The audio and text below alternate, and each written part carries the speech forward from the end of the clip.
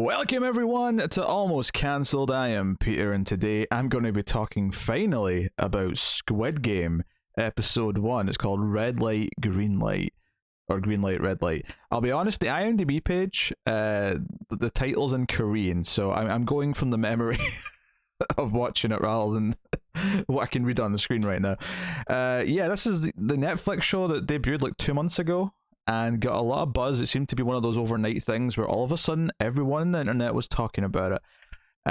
I put up a vote on Patreon for some pilots to go back and check out. The vote changed so that it's now upcoming pilots, but I know some people wanted to try and get me to watch this and talk about it, so I did one last vote where I sort of put up some stuff from the previous month or two. And here we are to talk about the first episode of Squid Game, a Korean series, an original. And I've not been super, like, I don't think I've had a fun time with a Netflix original, a new one, in quite some time. So I was obviously optimistic. I like a lot of Korean movies, and I was hoping that I'd be into it. I mean, certainly on, just at face value from the poster and the title and the odd image that I saw floating around, it looked like a high concept series where a bunch of characters are in a series of almost like extreme game show style scenarios. And given the tone that I have experienced from various Korean films over the years, I suspected that I could see why it was going to hit with people. So I guess I'll just say spoilers for the first episode. At this point, I'm not sure a spoiler-free section would really matter to anyone. Like, I'm kind of the last one to get to it, so I'll just say spoilers. Although I don't think there's actually a lot to spoil in this first episode. I'll say that this episode is about establishing the main character, giving us a reason for why he would accept a mysterious invite to something that he doesn't know about, and why he's so desperate in this desperate sort of position, and establishing what these games are going to be like. Because one of the things that I was feeling, not all through the episode, because the first half or so of the episode is all just out in the real world. It's our main character whose name Ji-hoon. I don't know if I'm saying that right. I'm tempted to just call him 456 because that's his number when he's in the game. But it's about meeting him and all that. But once we actually got to the game and like the masked people who are running the game are telling them that they're about to play a game, there's going to be a big cash prize for anyone who gets to the finals, or finishes the whole thing. It's going to be 6 games over 6 days, which is interesting because it's 9 episodes, I think. So be curious to see how that all splits up, and if there's a lot of stuff post the actual game, or if there's like a second game to go into, or if there's just some stuff in between some of the games, so it's whatever. Or just enough story after the games are done that maybe there's more. But I was thinking, like, okay, this is all a bit ominous, but surely there has to be like mortal stakes here, right? Because they never say that. They just say, oh, anyone who doesn't want to take part can opt out. You have to sign a consent form, and it's all these. It's this big ridiculous warehouse set with all these bunk beds that are all stacked on top of each other, and these mysterious people know everyone's financial history. They know that everyone here is here because they are poor, because they're in debt, they've made bad choices. Some cases it may be bad luck. Although the characters that we've gotten to know a little bit of all seem to at least partially be their own fault, or at least it's not just a case of bad luck necessarily. But that's something to explore with the characters as time goes on, because a lot of these characters we only meet towards the end of the episode, but we get to see the first game. And I know I'm jumping ahead. I'll go back and talk about the character a little bit and all the stuff in the first half. I really want to talk about the game though. So it's red light, green light, which I never really, I didn't know this from my childhood, but I mean the rules are simple enough. It's all people. It's like 456, right? Because he's the last one. Our main character's 456. He's the last one. That's a lot of people. That's a lot of people to dealing with. Luckily, much like something akin to a Takeshi's Castle, the first round is designed to eliminate a lot of people, as we learn quite quickly in this thing. So it's red light, green light, and it's like, okay, so the big robot doll that's at the other end of this fake. I mean, they're outside in the sense that there's an open roof, but the walls are like kind of made to look like nature, but they're clearly fake. They're not trying to be convincing, so it's kind of got this weird, like, big fake rectangle sort of feel to it. But basically they have to cross out the line, but they're only allowed to move when the robot doll has said green light, and then they have to stop and not move at all when she says red light. Simple enough. So as soon as like the game started, and even just not because I knew anything about the show, but just because of the type of story this is, like it had to be like lethal. It had to be something where if you get eliminated, you're going to get killed, right? It had to be that. But what I'm going to say here is that this show accomplishes the moment that reveals that that is the case so well that I have to give it major kudos, because you have these two sort of, you know, douchebags at the front who are kind of like making their own little bet, like, hey, I bet I can get to the other end before you can. And they're kind of like these just two jokey characters. And the one who runs further than the other guy, he can't quite keep still when the red light happens, and you just hear a gunshot. And he falls down. And everyone doesn't necessarily, like, part of it might be shock, part of it might be that it's, you know, it's unclear. You know, he falls over, but like, you know, what's that? And it's when the second guy he was betting with like comes up to him and sees that he's dead and sees the blood coming out of his mouth that he reacts and he gets shot.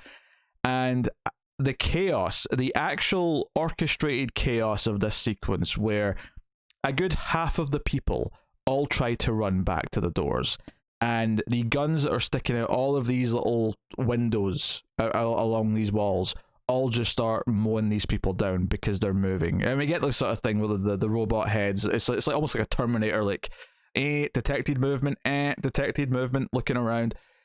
And they all just, like, so we end up with like piles of bodies at the doors. But enough people, obviously, I don't know, half, maybe a third, whatever it is, have all just sort of had enough sense to stay still, to follow the rules and stay still. But they're all clearly still in shock, and they're kind of like, they're shaking a little bit, they're trying not to move. And we get this, you know, wonderful kind of playing out sequence of moving at the green light, stopping at the red light, and anyone who falters, anyone who trips or anything, like, gets shot. I mean, I'm not so sure if I like the idea that it does go into a bit of a montage in the middle with some classical music playing, or some score playing. I don't know, part of me thinks we should have just seen the whole thing. But everything up until that point is amazing. And then the ending's really, there's a really heartwarming moment towards the end where our main guy does actually, like, he trips over an arm of a corpse right as they're saying red light, but some other dude grabs onto the back of him and holds him, and it's like this really tense moment where he's kind of dangling and he can't move, so he has to hold the position, and it's a really awkward position to hold for the 30 seconds or whatever it is. And there's also a time limit to get to the other end as well, so they have to cross this red line, and we see people crossing the red line. This final 10-15 minute sequence, whatever this works out as, is really good.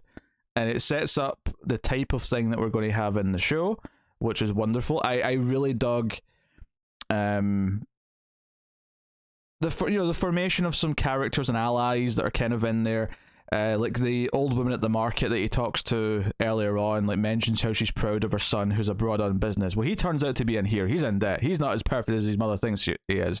But he tries to help 456. He says, look, there's a timer up there. We have to get to the other end. Try and stay behind other people if you can, because it doesn't look like it doesn't look like the robot eyes can see through someone. So if you're behind someone, you're giving yourself a little bit of wiggle room, a little bit of leeway in case you do move a touch. And so, but it gets tense, and then this one guy saves him. I suspect we're going to maybe get a little bit more of him. The woman who pickpocketed the main character at the start of the episode is in here, and she makes it, and there's a guy who has a lot of beef with her, with the snake tattoo, so he wants to get, and then there's the old man, of course, who's got a brain tumor, who looks delightfully happy the entire time this game is going on. He looks like he's having the time of his life. Why not? Life is short, and enjoy the time you have here. And as this is all happening, we see like their faces like taken away from the big game board, and all of the masked people who are. I'll tell you this: I was not expecting the leader of who runs this place to have a mask that made me think. Honestly, it made me think of like a villain in a Power Rangers episode. It kind of first fits the quirkiness of the overall show, though. I'm not critiquing that. I'm just, there's kind of a quirkiness. Funny enough. At one point, the only time you hear him speak is when he's, I think the only time you hear him speak is when he talks to someone on a phone. And it's one of those weird things where, because it's a Korean show and I've been reading subtitles for all the dialogue, that it actually took me a second to realize he was speaking in English. I was just reading the subtitles because I'd gotten so used to doing it. I was, oh wait, he's speaking English. I understand him. I don't have to read the subtitles for this section. I thought that was it's just one of those little weird things. It takes my brain a second to go back to, oh yeah, I understand this language. I can just listen to him. So yeah, the last like 15 minutes is great, and like, admittedly, I don't know if you can keep the shock, because obviously I think that what handles this really well is this moment where they all realize that they're going to be killed if they fail, because otherwise there's no stakes. It's just, well, I mean, yeah, you don't win the money, but you just go home, whatever, who cares. So it had to be this, but the way it reveals it and the way they all react and the absolute chaos and the shock and horror on everyone is handled perfectly. So good stuff, high marks. And that's not to say that the rest of the episode before this point is not good. It actually is very good as far as just a sort of like Korean quirky drama goes. I think the one thing about the main character that really sticks out is that he's actually kind of likable, and you kind of want him to succeed and like make a better choice, despite the fact that he is constantly making the wrong choices and he is doing just horrible things. He has a gambling problem. He steals, he's living with his mother. He steals a credit card or a debit card and cleans her out so he can go and gamble and bet on horse racing. He he's barely remembering his own daughter's birthday. He's divorced as well, so he only sees his daughter every so often. Her birthday being like one of the few times, and all of it, like the way he. There's all these little moments of success. It's kind of got like a little bit of that Uncut Gems feel to it. There's definitely other Korean stories where I've seen characters like this who are doing a lot of bad stuff, but they're kind of sympathetic, and you kind of want them to like have their little victories. And something as simple as like he loses all of his money because this loan shark comes after him. And he's been pickpocketed, and he signs his physical body away, and he goes back and begs the girl who works at the bookies to give him the tip that he gave her back, because he needs it so that he can buy his daughter some dinner on her birthday and hopefully a present. Cut to him at the arcades, and he's like playing one of those grabber things, right, where you try to get the toys, and he's doing terrible at it.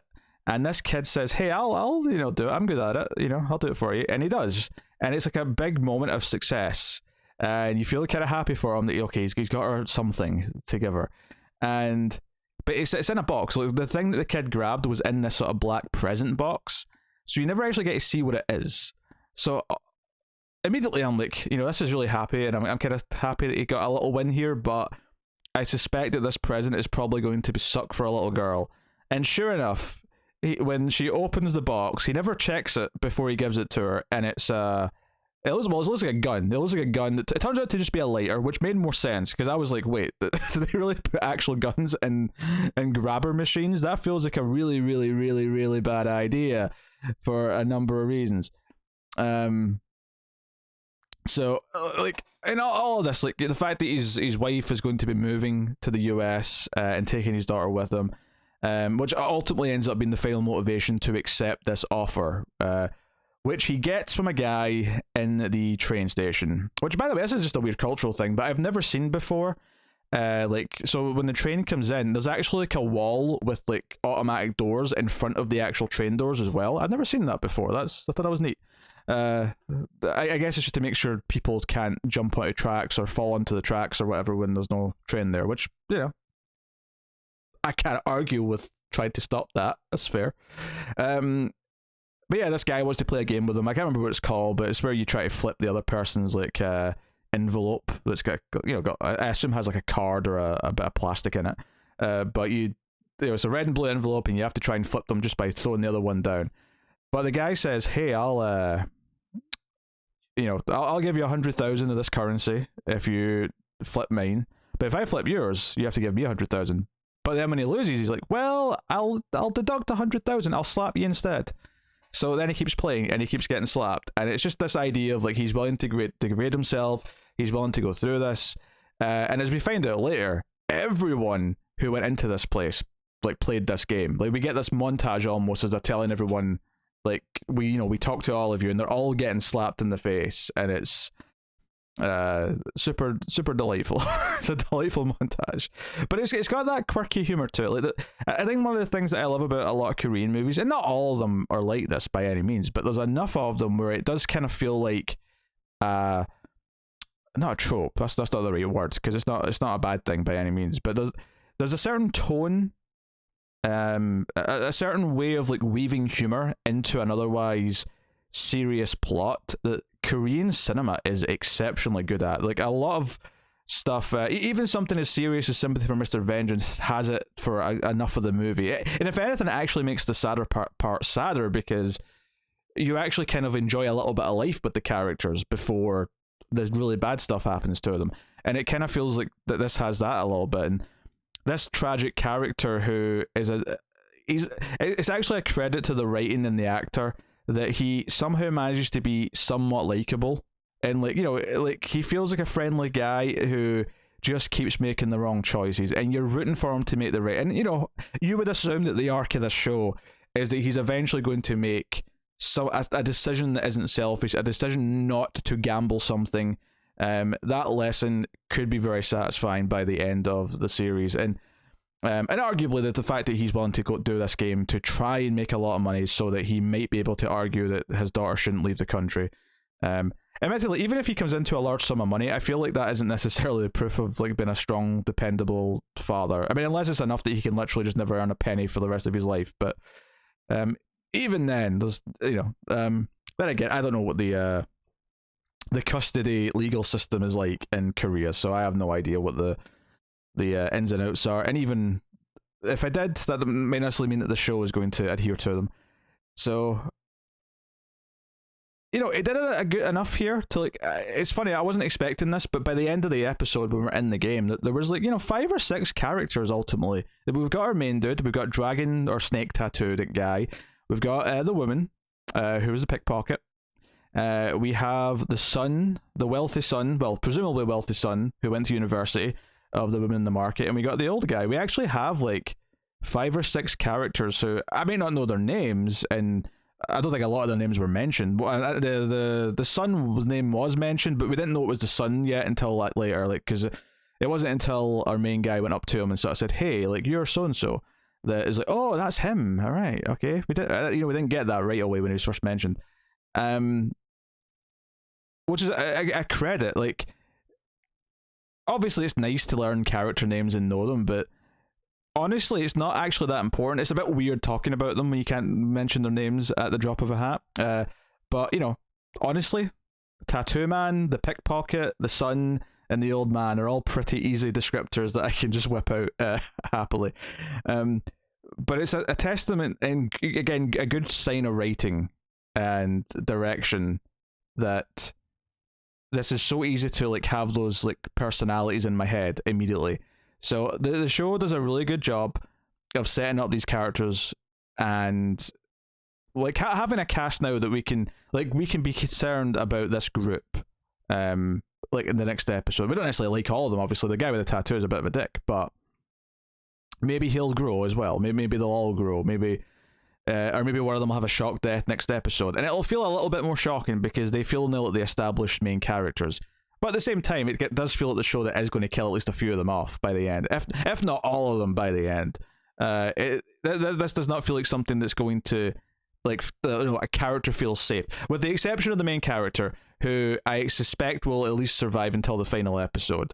I don't think anyone here feels completely safe, at least as of yet. Depending on what plot they set up, that could definitely change. It's got a very distinct style, obviously. Once it gets to the games, there's a lot of bright colors, there's a lot of just sort of poppiness to it, which is kind of, again, it goes back to the game show feel that they're kind of going for.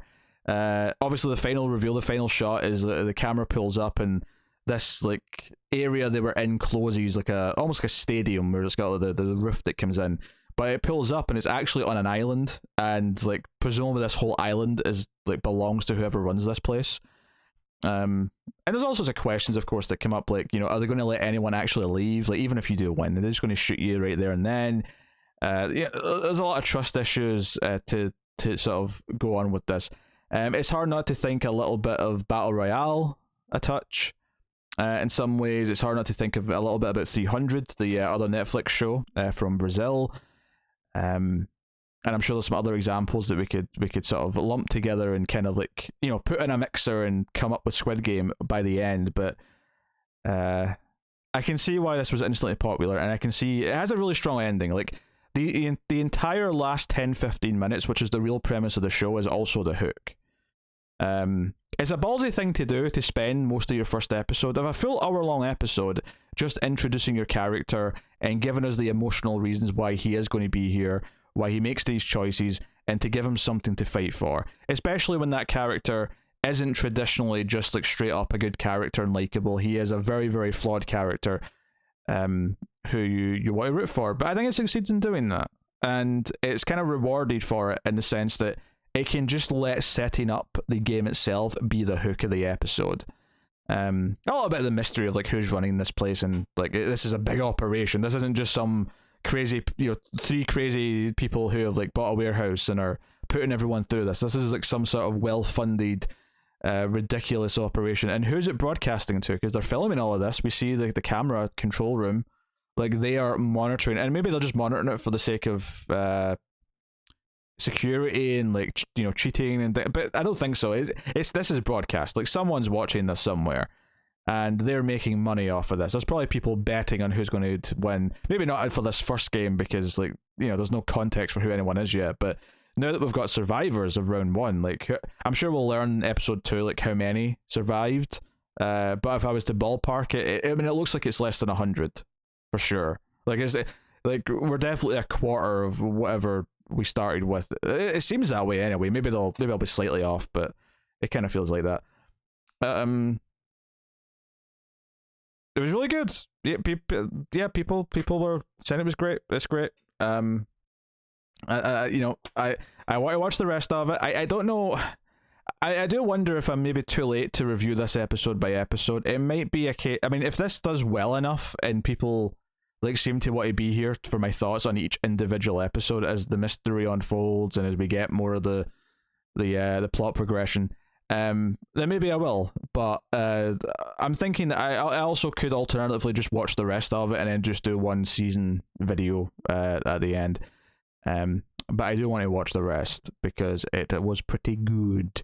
And I'm all for the absurdity of the whole scenario. Again, it's the balancing of the tone that really makes it work. And you know what? Credit to it, it did not have that Netflix original feel. It didn't have that stink on it, that bland stink that so many Netflix originals that come out now feel like. And part of that may be just because it is an original from a different country, and maybe it's just the idea that once in a while we get lightning in a bottle and we get a good Netflix original again. But it's been a while since I have been remotely excited by one, or even this enthusiastic by an episode of one of them. So I